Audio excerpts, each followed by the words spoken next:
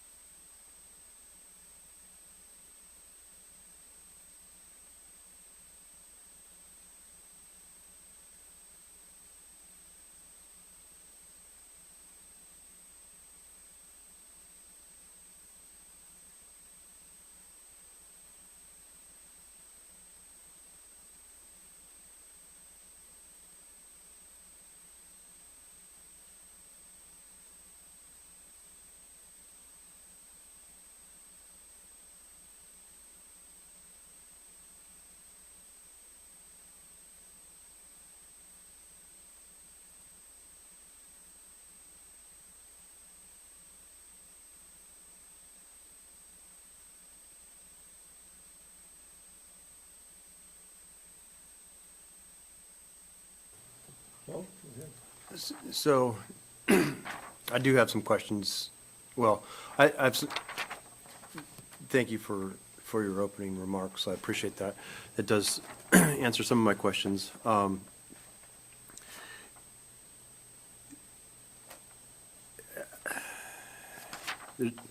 There's not a very detailed staff report, so I didn't have a lot of understanding of where this was coming from. You know, it's just, and I guess I would, before looking at modifying the code, I guess I would want to look at kind of the code that was, or the process that was used to create this code. And I sat through work sessions and assembly meetings while the ADU code was being developed for the borough several years ago. Specifically, what is the problem that staff is having with interpreting the existing code? When we have somebody come in before this commission and say, I want to do an ADU in an RR1, single family, which is single family zone, this commission told that person that they could rent it out. And I said, number one, clearly states ADUs are not intended to allow for a two-family residence in a single-family residential zoning district. You guys said, no, you can rent it out. So that's where I want clarification, because I say one thing in my staff report, and comes in here and says, oh, well, the commission told me I can rent it out. So we don't have anything in code that defines what a rental is or isn't, do we? I'm not talking about a single-family house, a multifamily house, a fourplex, a sixplex, anything else. We don't have anything that defines what can and can't be rented out. If you have a single-family residence and you want to rent it out long-term, that's fine. When you add an ADU. Right, but that's what I'm saying is that that's all that I'm we don't have saying, we don't, ADU. the borough doesn't control rentals as far as rentals go. What somebody does with their property in the sense of renting it out. If I own my house with a mortgage, but it's a 3-bedroom, 2-bath house. If I wanted to go live in a 1-bedroom studio apartment, I could rent my house out, and the borough, I wouldn't have to ask the borough permission to do that, because nowhere is that regulated in borough code. So why would we want to regulate what happens in ADUs specifically? Because code says we are. And people come in for non-compliance on an ADU or a CUP or a variance.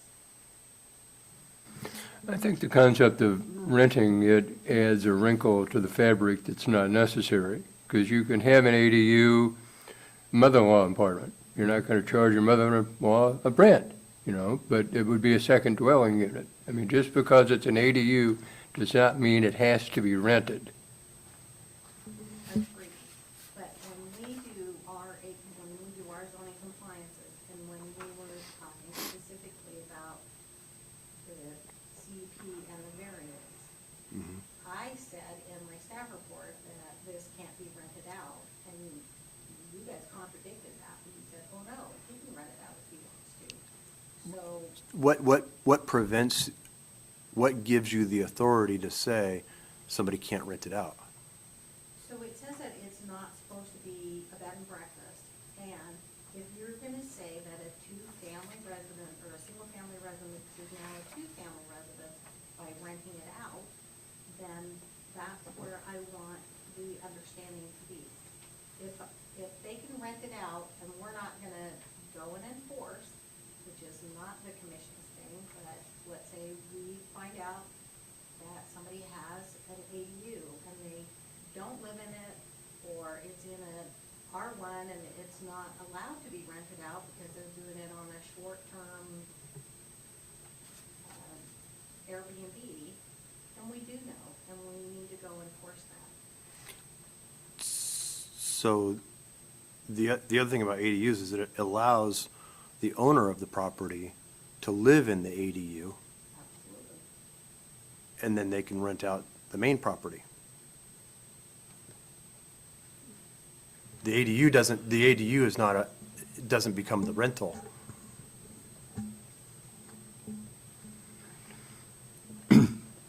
I Okay.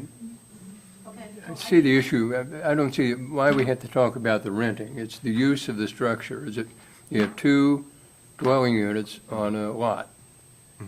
And, I was a main proponent when this came before the commission a couple of months ago, because the Assembly, when it approved, this was an ordinance, we got it in our packet, FY 2017-21,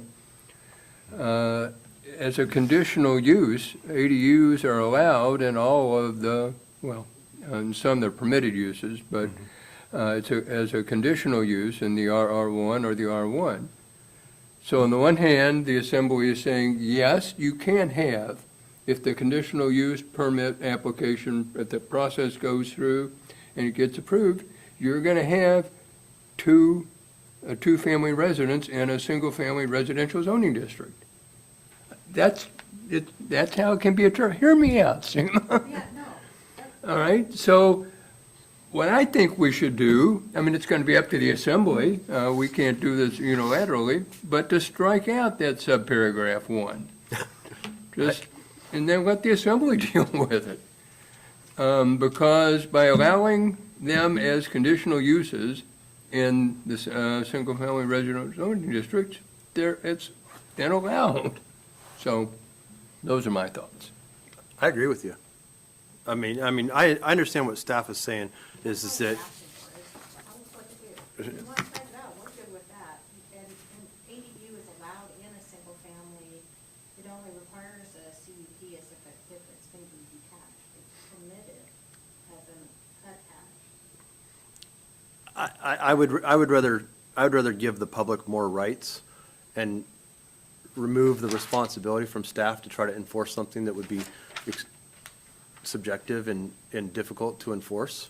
And like I said, I don't see any call for enforcement of rentals in the Borough Code.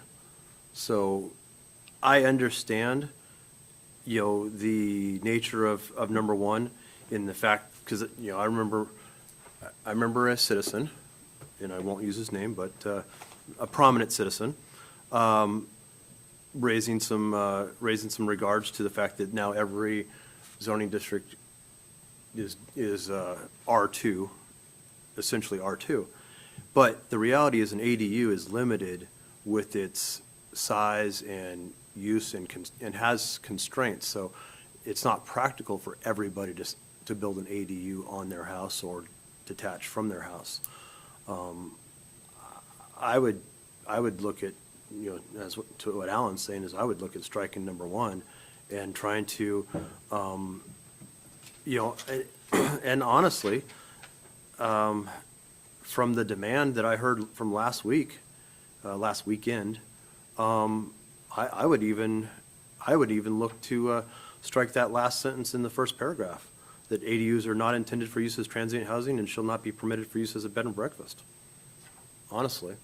That may be. What are you talking about last weekend or whatever? Last weekend was the Rotary District Convention, and I spoke to several people who said they had a hard time finding hotel rooms and stuff in this community. And so I know ADUs are being used as transient housing. Why would we not want to allow that? It's something that's already being done in this community, and people are benefiting from it as Kodiak's tourism is coming back on board after COVID. And so I would be in favor of even striking that last sentence. ADUs are not intended for use as transient housing and shall not be permitted for use as a bed and breakfast. But that's. Chris, Court, you guys have any comments? Thoughts? Sir, thanks. The statements to me, they don't really mean too much. All it says is, ADUs are not intended to allow two-family residents in any single-family residential zoning district. It doesn't really mean anything. I guess it's just saying these are our intentions, do with them what you will. It's not saying you shall not rent out. If they wanted to be that clear, they would have been that clear, I feel like. And the way when I first read this, two-family residence versus single-family residential. A single-family residential house with an ADU is different and distinct from a two-family residence, in my mind. A two-family residence is a duplex. A duplex are where two equal properties share the same lot, 2,000 square foot houses with two doors on the front. That is a duplex to me, or a stacked duplex or something. An ADU has a major structure and a minor structure, the major structure being the one that occupies the frontage of the street and is presented to the surrounding area, and then the minor ADU, which is, behind or diminutive to the major structure, both in size and frontage. And that is regulated here with the size aspect. So a single-family residential house with an ADU is different than a two-family residence, in my mind. So that's why it never came up in my head as an issue. But I would agree with that. The statement doesn't really mean anything to me, and it is just kind of confusing the process, as we can see. So yes, I would agree that it doesn't really add anything to this part of the code.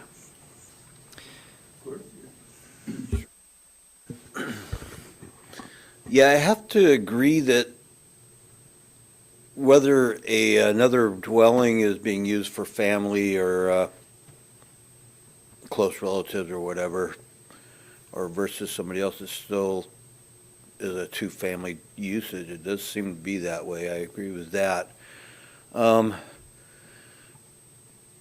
What I am wondering is, it does sound like to me, what I'm picking up is that was the original intention was, hey, somebody's going to want to have their family here.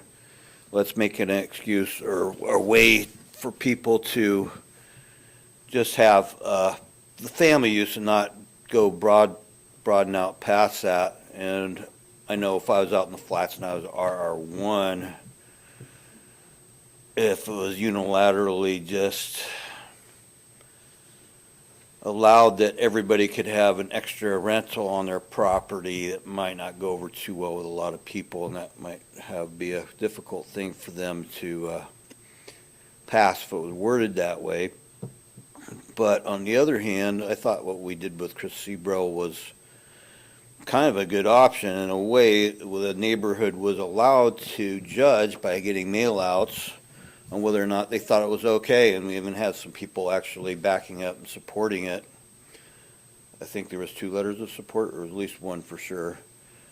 And so I felt in that case to allow the conditional use or variance, it was good.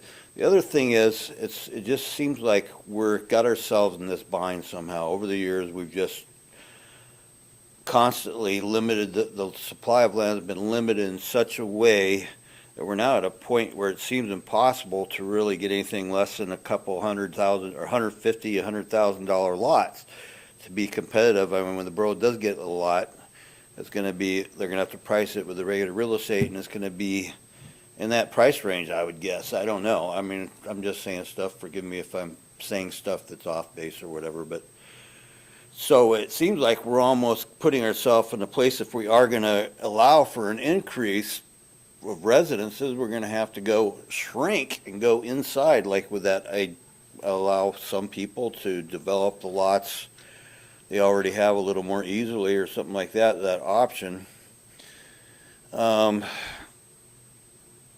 don't know if I'm helping anything. I'm just kind of throwing some thoughts that I've been having. I haven't really got any clear solutions or answers for anybody. I understand what staff's saying. They want to have clear guidance and say, okay, you can't, or whatever you can, or you can if you go through the process and they're willing to pay the deal to have a hearing, and maybe you can get a conditional use exemption if all your neighbors agree or something like that. I don't see what's wrong with that, but it sounds like that that's causing a problem for staff a little bit, possibly, to look at things that way. I don't know.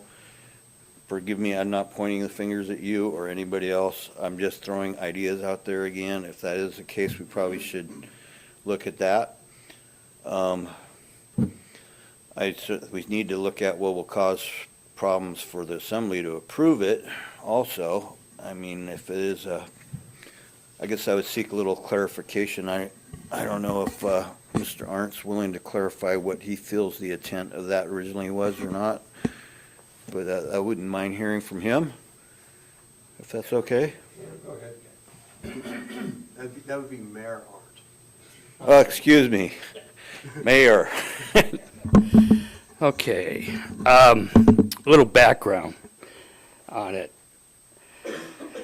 As a builder, I had people asking about mother-in-law apartments and stuff, and it was not allowed in the code, period. So I figured out a way around it. And for one individual and pick one family in particular that wanted it above a garage in a rural residential district, we called it, and it passed, mustered in the building code and everything. We called it an exercise room.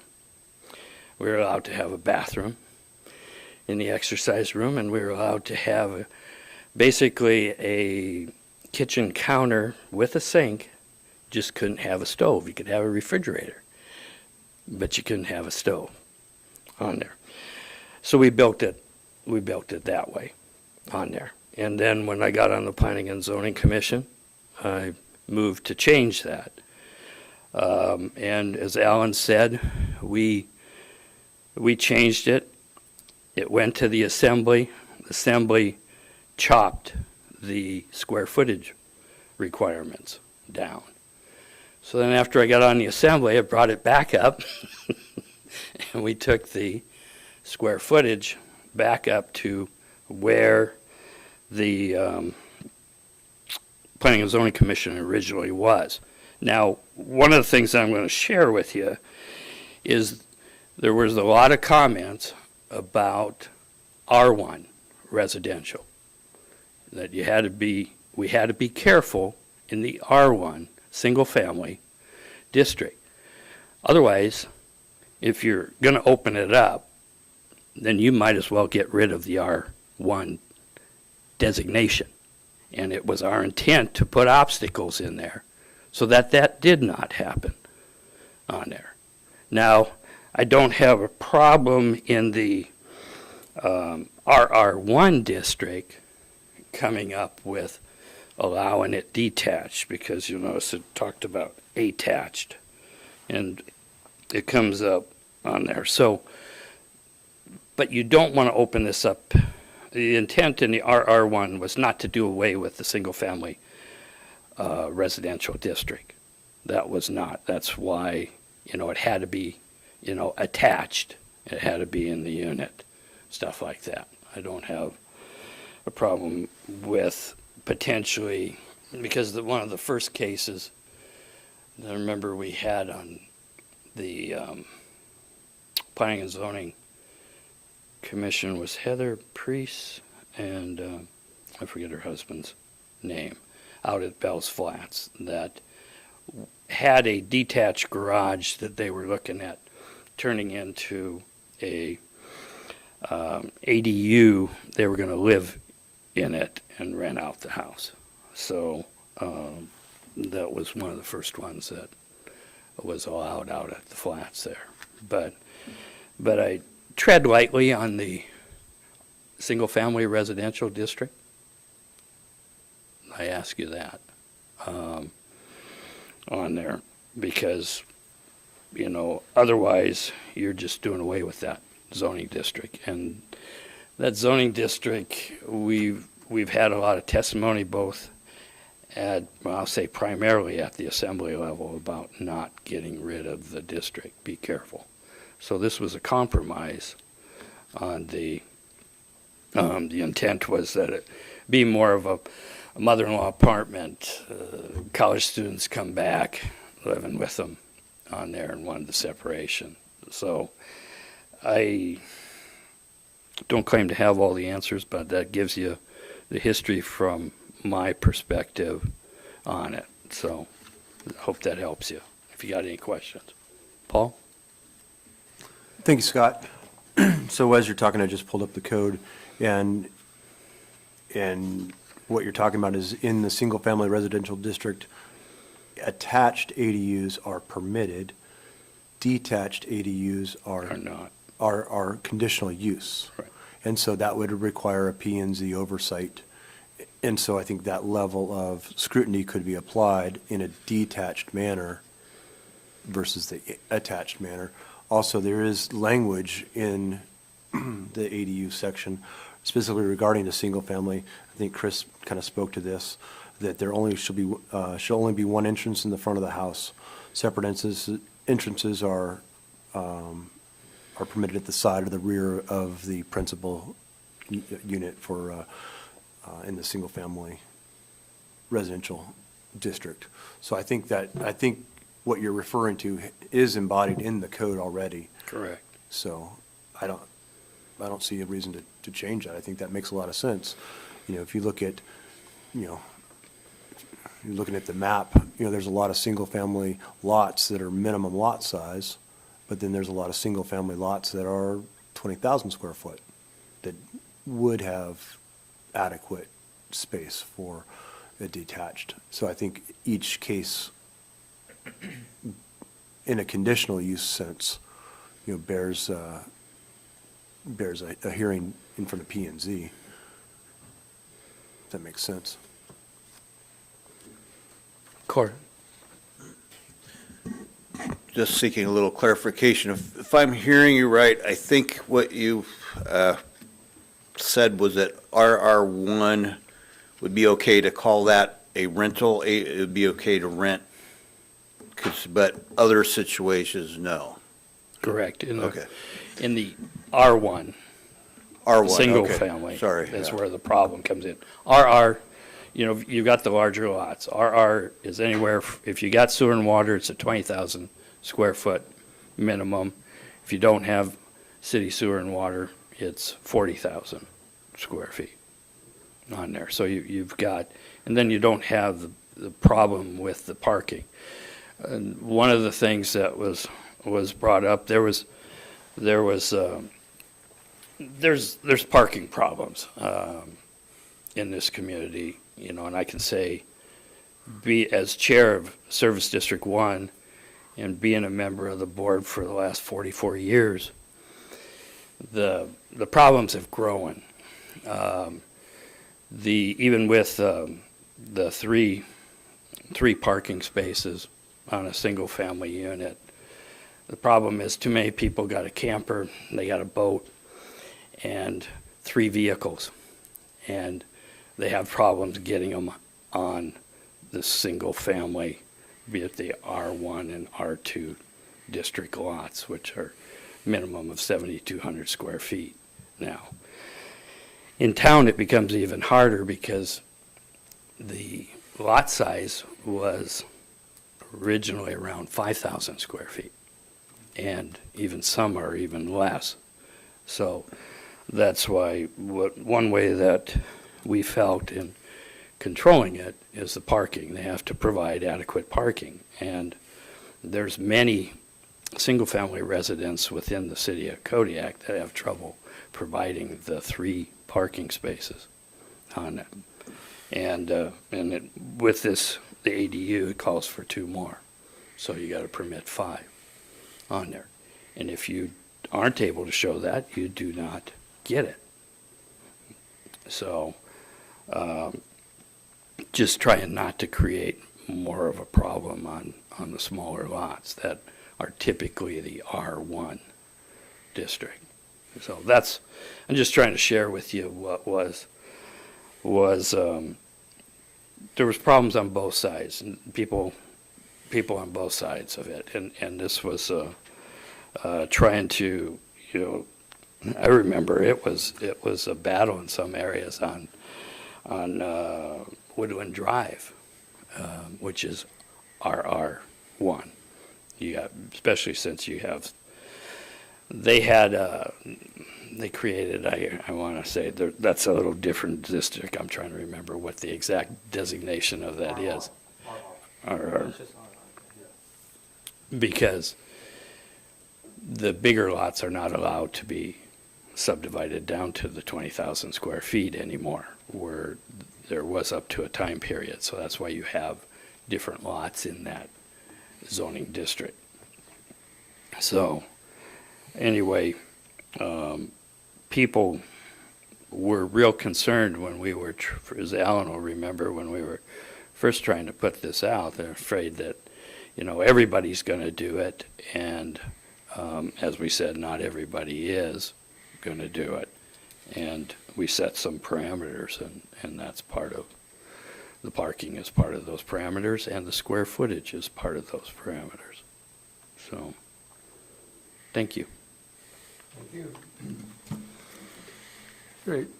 So I would like to suggest, we don't vote on it tonight, but for discussion purposes at our regular meeting next week, that we ask CMET in 17.160.070A, that main paragraph, to delete the last sentence, and then also to delete paragraph 1, and then it wouldn't be necessary to have that number 2 before the ADUs are not intended, so it would just kind of fold back up into the paragraph. Okay, and then in the permitted uses B for RR1, do you want to leave that attached, or do you want to take that off so that an RR1 could have it detached without having to get a CUP?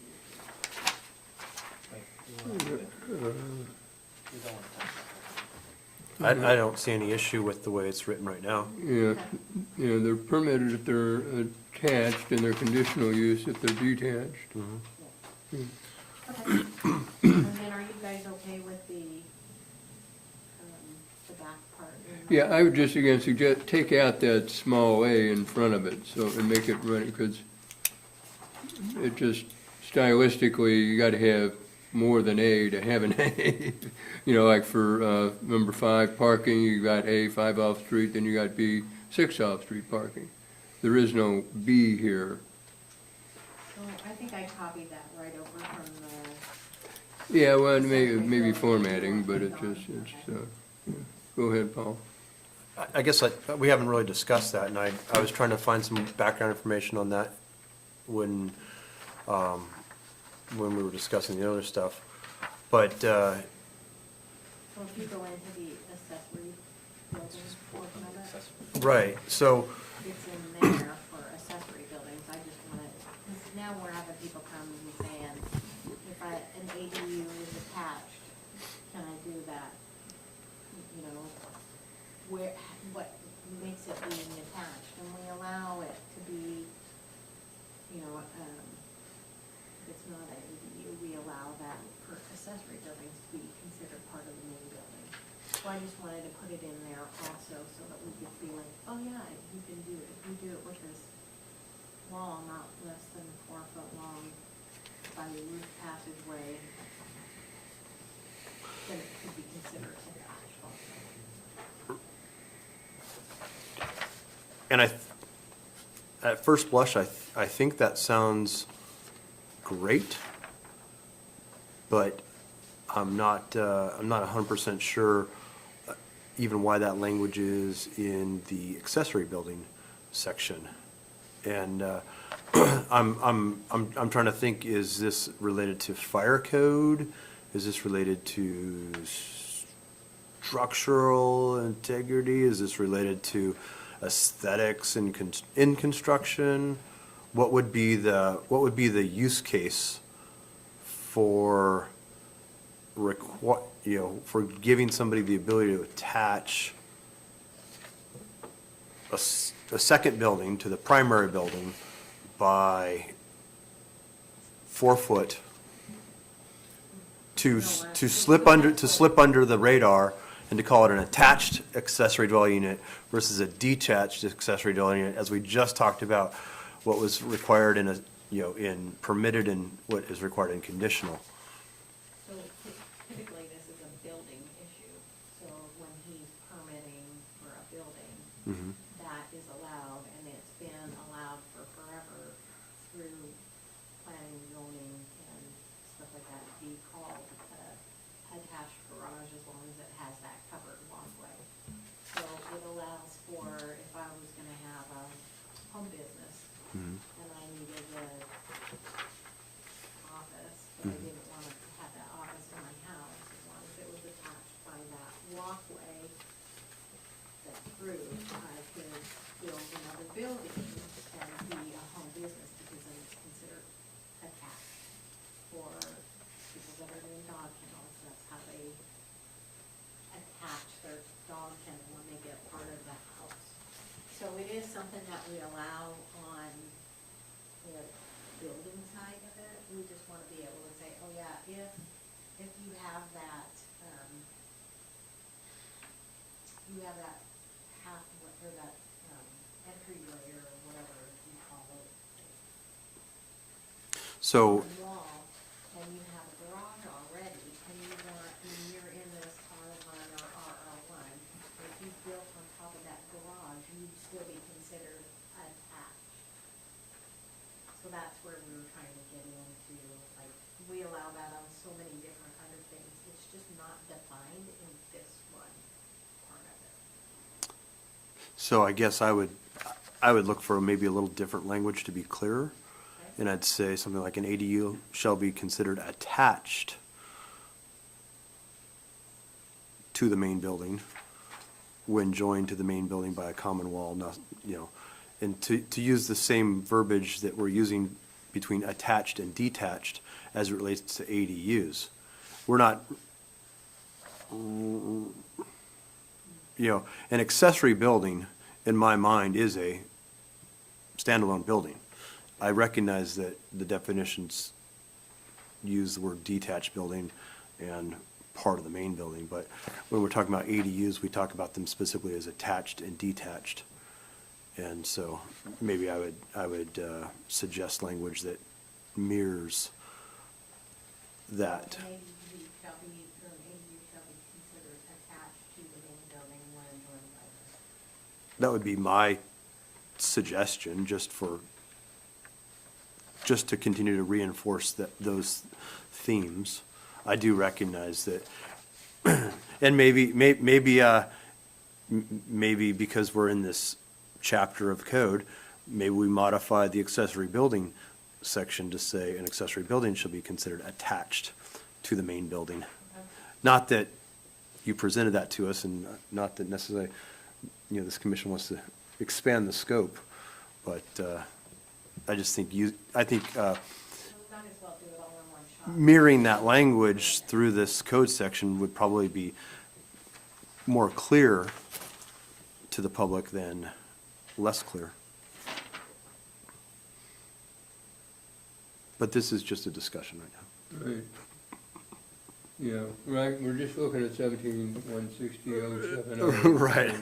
That's why I don't really try to want to expand the scope, but I appreciate you reusing existing language. Any other comments, Chris, report? Go ahead, Court.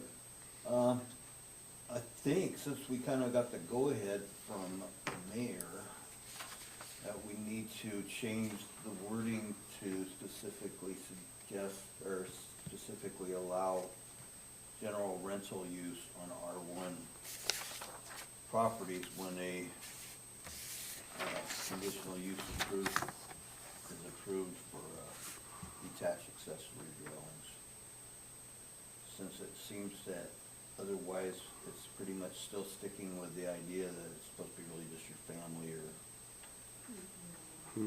Yes, I have a problem reading with that. that, in that we can approve something, and the property owner can sell it a month later, and the new buyer does with it whatever they want, renting it, family, whatever. Right? We can have this goal. Uncontrollable. Yeah, thank you. Go ahead, Paul. We don't need to create I- necessity to have more. Well, let's just go back to the intent. Accessory dwelling units add options and housing choice in residential neighborhoods and can be an effective way to add affordable housing to existing neighborhoods, period. ADUs also provide a flexible way to address family needs. So it almost, in my mind, the way I read that, it almost puts rentals and lower cost rentals, it's my interpretation, doesn't say that in the code, before mother-in-law apartment uses. In other words, address family needs for additional housing. But again, that is my interpretation. So I don't see anywhere where this limits or restricts ADUs from being rentals.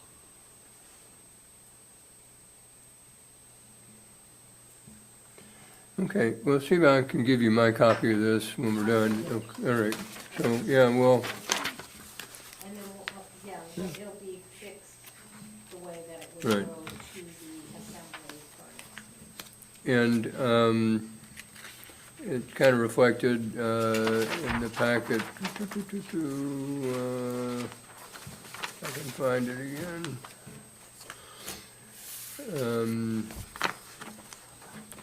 Yeah, it begins at page 15, I think. No, not that one. It references, and Scott talked about that, we had the planning and zoning had multiple public hearings, work sessions and public hearings when we were going through this first time, and then the assembly did as well. And I'm gonna suggest that, we might want to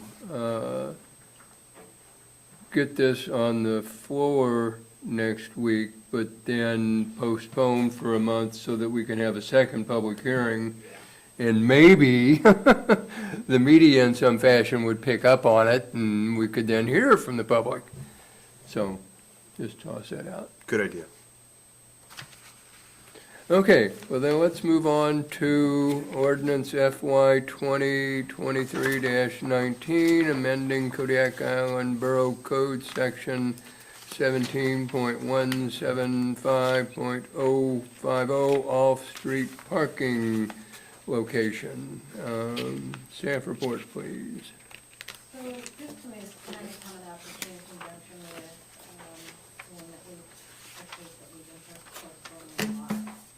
But it's come to our attention that, this portion of code for off-street parking is being used for long-term zoning compliance. And in the past, this commission has asked others to either, file some kind of encumbrance, whether it's a lease or, an easement or something. There's been other issues where there's been leases that we've asked for people to, provide. And what happens is when it gets recorded, then it follows the land and it's titled. And so then there's never a question, what happens if something gets sold or, you know, if, and it's not zoning compliant.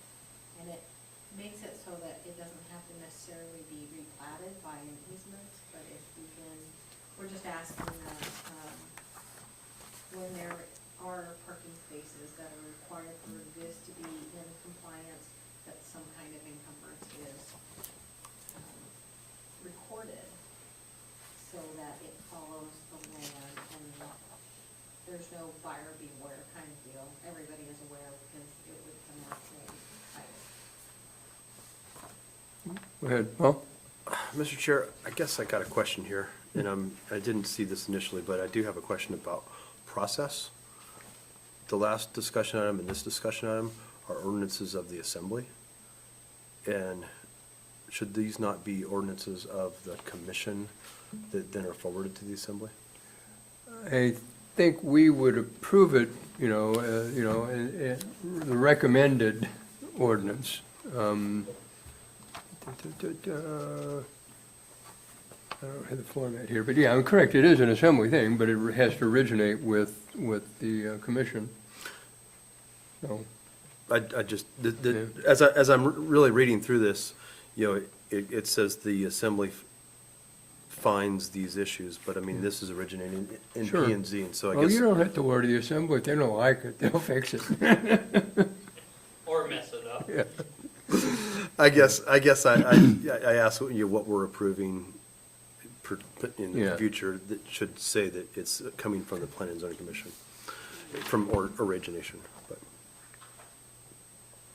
but I'll let somebody else speak first on the content. Yeah, Chris or Court, you have any? That looks like a pretty good idea to me, the way it's just worded right there. Chris? So I think about, for instance, the Alutiiq Museum. I think, what was that, what we did? It was an easement or something? No, it was a variance, that's what it was. So they had a parking issue, and they intended to use the downtown lot for their excess parking. So I think about that situation where, I mean, would that have to be memorialized on both of those plats? That's kind of what I'm thinking of. I don't know, that's just a question I I have. don't know, the museum might be within the core district. There's a special section in the code for downtown that has parking tags. But we had, make a stab, it's been the range of 8 or 9 years ago, a case where property owner needed additional parking, had a real skimpy agreement from a neighbor saying, yeah, you can use my property as long as I let you. And that didn't fly by me, you know, and I don't know, we may have actually required them to get something that was a little more permanent, that could be recorded. But so I like the concept here. I think it's a good idea. And, So, may I? yes, ma'am. The difference between the alluded museum variance and this one is that the same owner owns.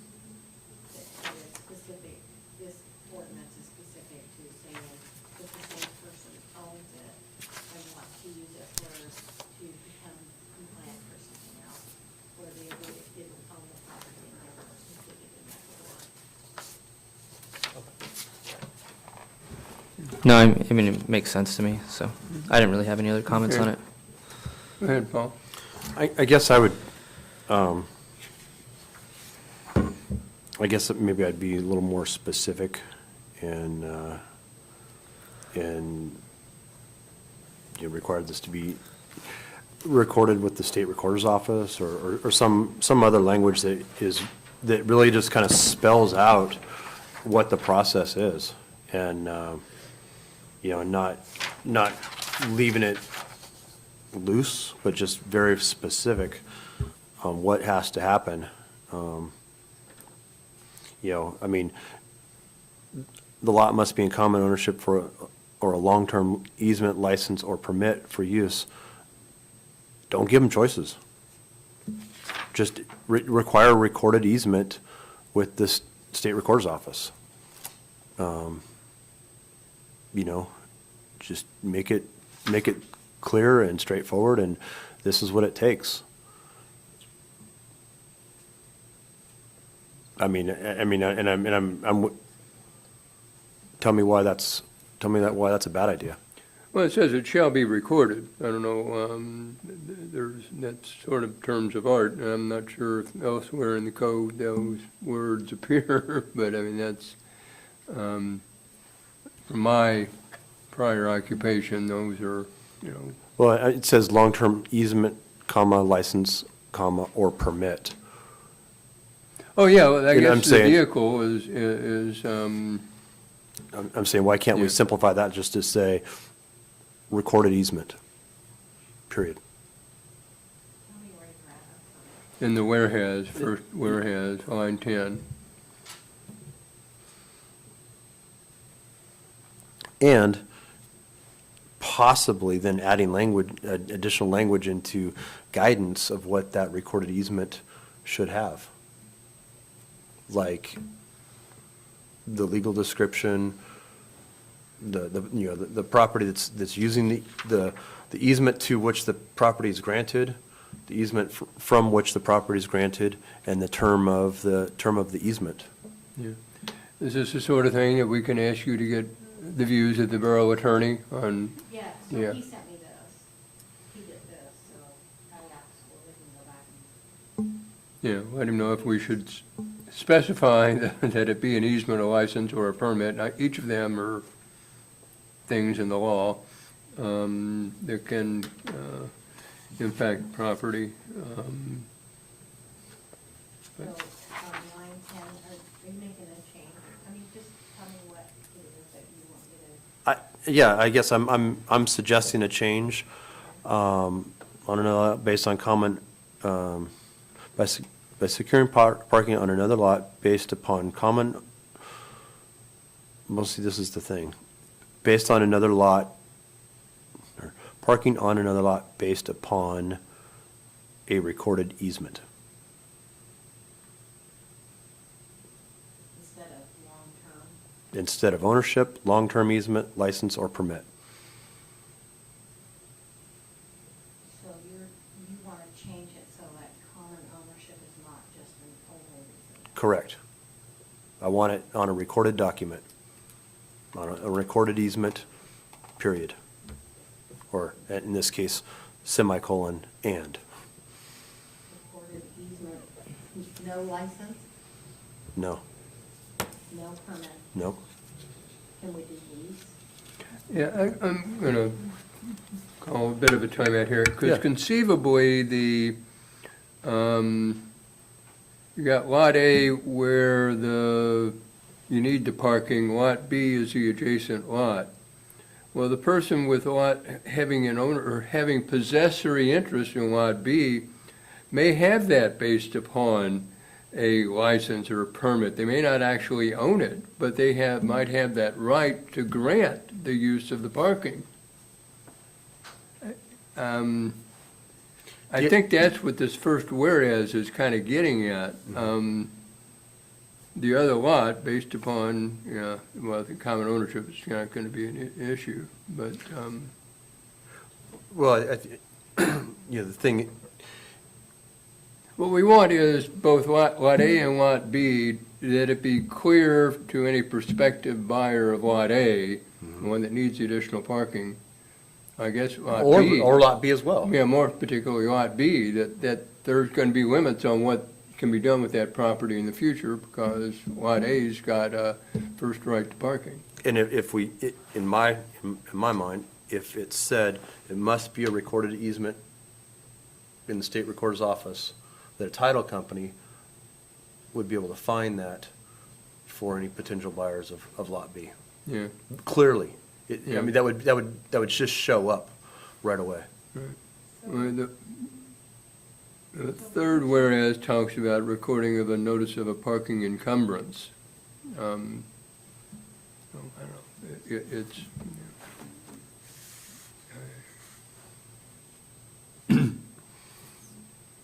getting into the intricacies of the legal terms, and I guess, it would be good to get the attorney's guidance on.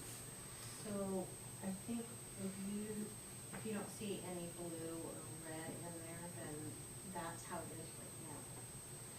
So based upon long-term ownership, long-term easement, license, permit, and they have to have, now we're adding whereas the Kodiak Island Borough does not currently require recording of the notice, and so that's why we're bringing it up. So, yeah, I mean, I was wordsmithing the introduction there, hoping that concept would be cascaded down or into the actual code section. If you want to spend some time on it, we can do that tonight, or I can bring in language or provide language to staff this week. But my goal is just that anything related to parking between one lot and another for the satisfaction of off-street parking code section, if one lot is going to borrow parking from another lot to satisfy this, that it is recorded as an easement Limited. with the state recorder. Yeah, that's it. It has to be an easement, it can't be a permit, it can't be a license, it can't be. Correct. That's my suggestion, is recorded easement. Just like when KEA encumbers space for a meter or a transformer, they do it through an easement. And they get an easement from a property owner, or a utility easement, it's a parking easement. Using that word, yeah, and I think, and that's my goal, is to make it super, super clear so the public can understand what is required of them, and so we don't get the situation that we're getting in the current subdivision case that keeps getting battered around. So if I just go back to the attorney and say that we want this to say anything related to parking, when you have to go to a commonly or not. And you have to borrow commonly- parking from another lot, Okay. that's Then it that's, has to be a recorded easement. yeah. Chris, record, do you have any comments, questions, concerns? Yeah, so I mean, when I think of that, it seems very inflexible in the long term, especially, with changes in parking requirements. What is the encumbrance exactly going to say? It's going to say they shall have, 10,000 square feet of this person's lot for, whatever they want to do with it. Or they're just going to say parking. It just seems kind of complicated, whereas, a lease between two private parties seems completely acceptable in normal course of business to get things done. At least with a lease, if I had a lease with you, I could say, okay, I'm gonna pay the taxes on that. Where if it's an easement, whoever has lot B is stuck with the taxes,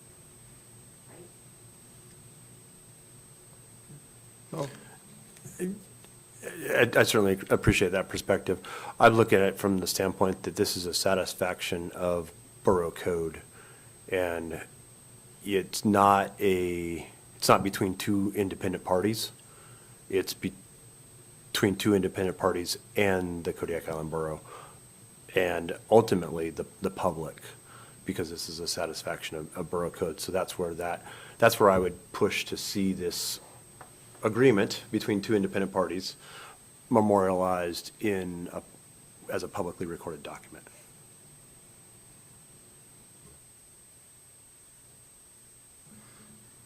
Go ahead, Jima.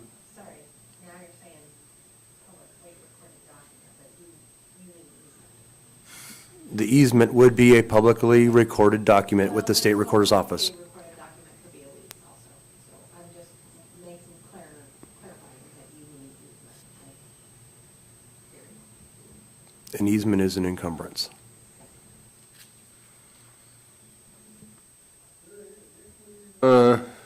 Beating this horse pretty well. Any other? Okay. All right, let's move on then to case number S21-010, Kupriyanov Shore subdivision. Staff report, please. So in your packet, the state has requested an extension for the preliminary plat of case S2110. It expires, this finishes next month, and they said that they don't have enough time to get everything done, so they're asking you guys for a request for extension. Let me get back. Letters in there. Like according to 16.40.060F, let's see here, the approval of the preliminary plat shall be effective for 24 months from the date of approval, notwithstanding the revisions of any subsequent change, subdivision, after this time, let's see, after this time, the preliminary plat shall become null and void unless an extension of time is granted at the request of the subdivider by the commission prior to the expiration of the preliminary plat. So we have the authority to do this in KIBC 16.40.060F. And it seemed, it's good to see people being proactive rather than coming in and asking forgiveness after the fact. So it may be appropriate to have a proposed motion for us next week. On the Yeah. regular meeting. Okay. All right, any other comments or questions about that one? Paul? I just want to, I know when we were looking at this plot, I know the big deal was the preliminary approval was based on letting the museum do archaeological discovery, but I just want to say that I really like the layout of this plat, especially with the new properties and stuff. They're set back from the shore by 100 foot from the mean high water line, and it really does give access across the frontages of those properties. They don't extend down to the shoreline. I've been looking at some remote property and that was platted a long time ago, and it's really difficult to get access to some of this remote property. So I think that this is I just want to make note of that to the commission, so that if we see future remote parcel properties come through, that there's allowance for travel along the shoreline. So, thanks. Sure, thank you. Any other comments? All right, well, we don't have old business, don't have any new business, communications, we'll get this stuff next week, and reports. We got a regular meeting next week at 6:30 here.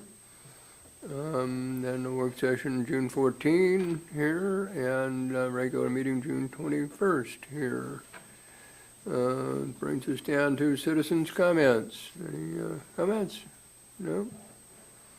Staff comments? If you are having problems with your computer, please drop it off with Ron after next Wednesday's meeting.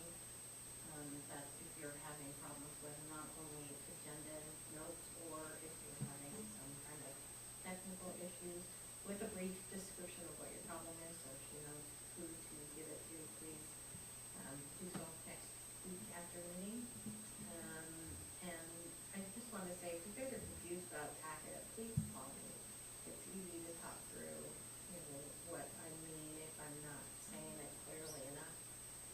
And, I don't want you guys frustrated coming in saying that you don't understand something, so please call. I'd be happy to talk to you about it.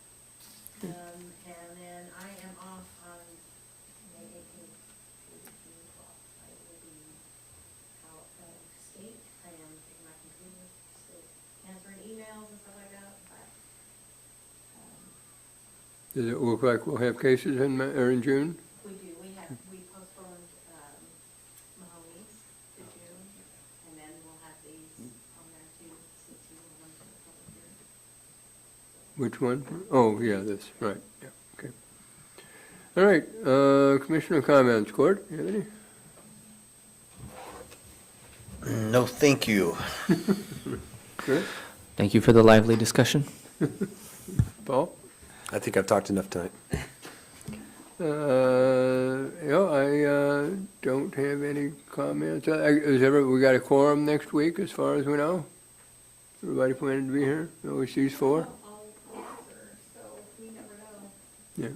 so, All right, well, they will then adjourn at 7:32. thank you. You're welcome.